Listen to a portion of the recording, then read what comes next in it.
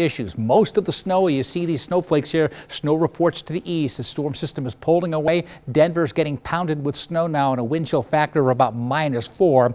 Our forecast doesn't have any more snow in it for the rest of the evening. We're looking fine here with temperatures getting real cold, and that's going to be the big story tomorrow. Record low temperatures in the morning, teens, and only getting into the upper 30s to low 40s tomorrow, but that bright sunshine, deep blue sky will continue. Don, my extended forecast looking into the weekend coming up. All right, thanks, Scott. According to the U.S. Census Bureau, Idaho's population increased by about 2.1% in 2018. And as the gem state grows, so do issues with transportation. Anna Silver is live in studio and explains some of the challenges we face to accommodate that growth and how stakeholders across the state hope to make it a safer place to drive, ride, bike, and walk.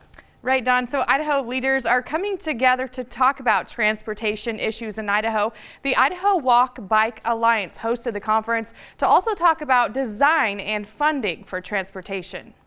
I had a fellow employee that got hit in a crosswalk because he crossed and then went back, forgot that he had gotten something, turned around and went back and stepped out and got hit, just like that.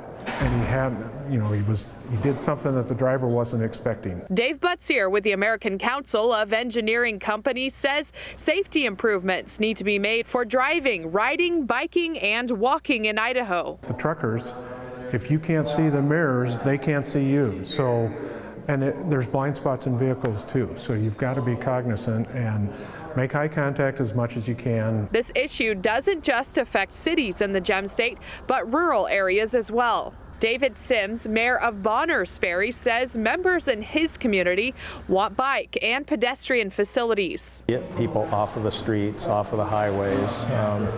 ITD is just finishing a project in our community that finally puts highways on both sides or sidewalks on both sides of the highway. Previous to that, people would walk right in the lane of traffic. He says he hopes policymakers have discussions about how to support transportation in our growing state. How do we make sure that we support our rural communities, and how do we raise enough resources, whether that be through the gas tax, through the surplus eliminator, through a transportation trust fund?